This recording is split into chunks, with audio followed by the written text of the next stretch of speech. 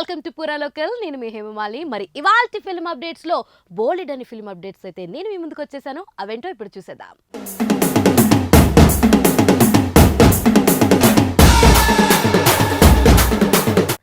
IPL అయిపోయింది. AP ఎన్నికల ఫలితాలు వెలువడి కొత్త ప్రభుత్వం ఏర్పాటు జరిగిపోయింది. టీ20 ప్రపంచ కప్ జరుగుతున్న జనాలకు దాని మీద అంత ఉత్సాహం కలగటం లేదు. గత 2-3 వారాల్లో వచ్చిన కొత్త సినిమాలేవి ఆశించిన కిక్ ఇవ్వలేకపోయాయి. అంచనాలు వెనుకున్న సర్వానంద్, మనమే, విశ్వక్సేన్ గ్యాంగ్స్ ఆఫ్ గోదావరిలు యావరేజ్ దగ్గరే ఆగిపోయాయి. ఇక ఇప్పుడు అందరి కన్ను జూన్ 14 మీద ఉంది. చెప్పుకోదగ్గ కౌంట్ వస్తున్నాయి, కానీ పెద్ద రేంజ్ ఉన్న స్టార్ హీరోలేవి లేకపోవడంతో కంటెంట్ టాక్ ఈ రెండు చాలా కీలకం కాబోతున్నాయి. సుధీర్ బాబు హరోం హరా వీటిలో మొదటిది. ట్రైలర్ చూశాక అంచనాలు మొదలయ్యాయి. కుప్పం బ్యాక్ డ్రాప్ లో తుపాకీలు తయారు చేసే సుబ్రహ్మణ్యం కథగా దర్శకుడు జ్ఞానసాగర్ తెరకెక్కించాడు.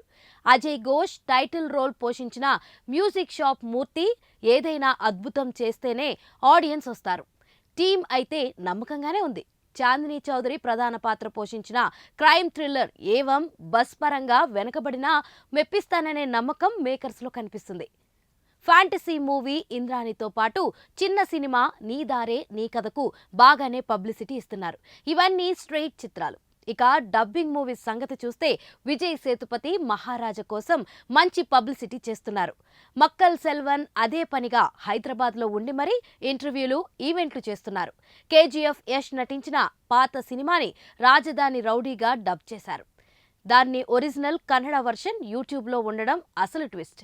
ఇవి కాకుండా బాలీవుడ్ మూవీ చందు ఛాంపియన్ మీద అర్బన్ ఆడియన్స్లో ఓ మోస్తారు అంచనాలు నెలకొన్నాయి. పోటీ అయితే పైకి పెద్దగానే కనపడుతుంది, కానీ విజేతలుగా నిలిచి కలెక్షన్లు కొల్లగొట్టేదెవరో రేపు దాకా వేచి చూడాలి.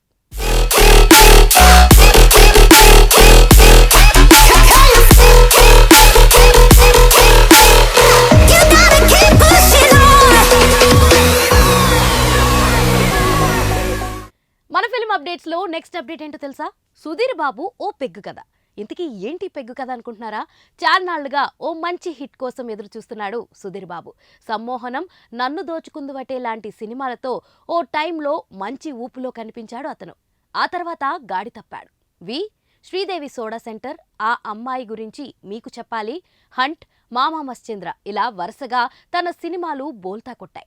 దీంతో సుధీర్ పట్ల ప్రేక్షకుల్లో క్రమంగా ఆసక్తి తగ్గిపోతుంది. ఇప్పుడు సుధీర్ నుంచి వస్తున్న కొత్త చిత్రం హరోం హరా కాస్త ప్రామిసింగ్ గా కనిపిస్తుంది. గత నెలలోనే రావాల్సిన ఈ చిత్రాన్ని జూన్ 14కు వాయిదా వేశారు. ఈ నేపథ్యంలో మంగళవారం ఈ చిత్రం ప్రీ రిలీజ్ ఈవెంట్ నిర్వహించారు. ఇందులో సుధీర్ బాబు సినిమా ఫలితంపై ధీమా వ్యక్తం చేస్తూ ఆసక్తికరంగా కమెంట్స్ చేశారు. మహేష్ బాబు సినిమా అంటే ఫుల్ బాటిల్ ఇచ్చే కిక్ ఇస్తుందని, కానీ తాను ఆ స్థాయి కిక్ ఎప్పటికీ ఇవ్వలేనని సుధీర్ బాబు వ్యాఖ్యానించడం విశేషం. అయితే తాను మహేష్ సినిమాలిచ్చే ఫుల్ బాటిల్ కిక్ ఇవ్వలేకపోయినా ఇకపై వరుసగా చిన్న చిన్న పెగ్గుల రూపంలో కిక్ ఇవ్వబోతున్నట్లుగా సుధీర్ చెప్పాడు. వచ్చే 3 ఏళ్లు ఇలా పెగ్స్ రూపంలో ఎంటర్టైన్మెంట్ ఇస్తానని, 3 ఏళ్ల తర్వాత మహేష్ సినిమా వచ్చే సమయానికి తాను కూడా ఫుల్ బాటిల్ కిక్ ఇవ్వడానికి ట్రై చేస్తానని సుధీర్ చెప్పాడు. హరోం హరా సినిమా విషయంలో ఒకటి మాత్రం చెప్పగలనని, ఈ సినిమా చూసిన సూపర్ స్టార్ ఫ్యాన్స్ కాలర్ ఎగరేసుకుని బయటికొస్తారని, అలాగే మిగతా ప్రేక్షకులు సిట్టింగ్ లో కూర్చుని తమ హీరోకు ఇలాంటి సినిమా పడితే బాగుంటుందని అనుకుంటారని సుధీర్ బాబు వ్యాఖ్యానించాడు. ఈ నెల 4న కుప్పం నుంచి నారా చంద్రబాబు నాయుడు ఘన విజయం సాధించారని, 14న కుప్పం నుంచి సుబ్రహ్మణ్యం కూడా విజయం సాధిస్తాడని అతడు ధీమా వ్యక్తం చేశాడు.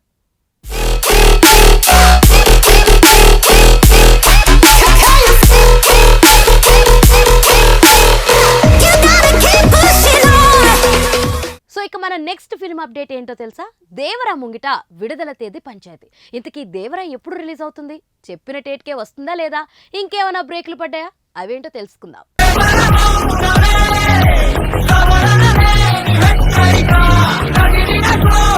ముందు ప్రకటించుకున్న దాని ప్రకారం దేవరా పార్ట్ 1 విడుదల తేదీ అక్టోబర్ 10. అయితే అదే రోజు రజనీకాంత్, వెట్రయన్ రాబోతున్నట్లు కొద్ది రోజుల క్రితం నిర్మాతలు ప్రకటించారు. క్లాష్ వల్ల తారక్కు ఏపీ, తెలంగాణలో వచ్చే నష్టమేమీ లేదు, కానీ తమిళనాడు, కర్ణాటక ఓపెనింగ్ ప్రభావితం చెందుతాయి. పైగా కేరళలోనూ థియేటర్ల పరంగా సమస్య వస్తుంది. దీనికన్నా ప్రధాన కారణం వేరొకటి ఉంది.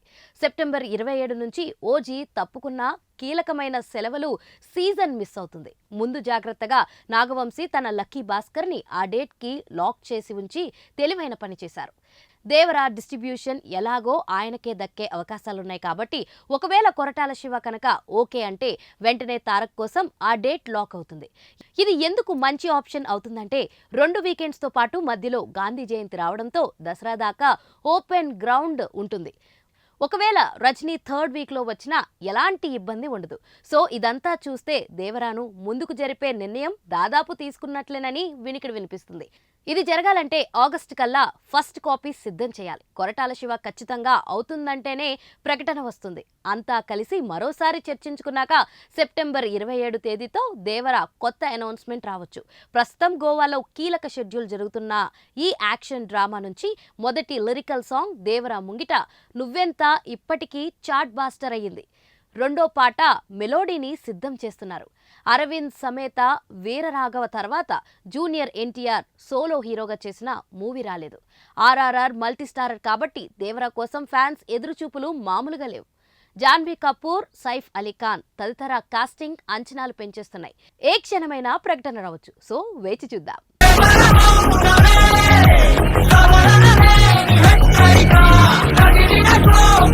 సో మన ఫిలిం అప్డేట్స్ లో నెక్స్ట్ అప్డేట్ ఏంటో తెలుసా?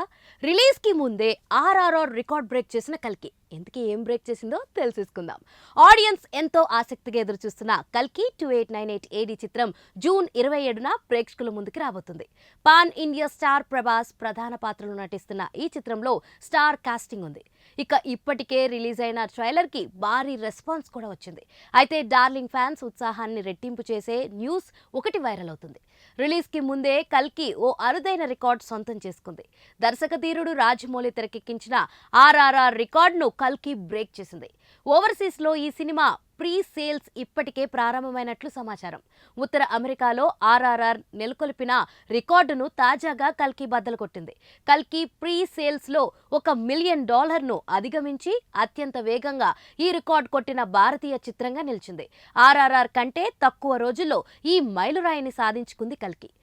ఇదే జోరు కొనసాగిస్తే ఈ చిత్రం విడుదలకు ముందే సులువుగా 2 మిలియన్లకు పైగా వసూళ్లు చేస్తుందని అంచనా వేస్తున్నారు. రాబోయే రోజుల్లో కల్కి ఇంకా ఎన్ని రికార్డులు బద్దలు కొడుతుందనేది ఆసక్తికరంగా ఉంది. ఈ చిత్రంలో దిగ్గజ నటులు కమల్ హాసన్, అమితాబ్ బచ్చన్ కీలక పాత్రలో నటిస్తున్నారు. దీపికా పదుకునే, దిశా పటాని, బ్రహ్మానందం, రాజేంద్ర ప్రసాద్, పశుపతి, శోభన వంటి స్టార్లతో కాస్టింగ్ నిండిపోయింది. ఈ చిత్రాన్ని వైజయంతి మూవీస్ భారీ ఎత్తున నిర్మిస్తుంది.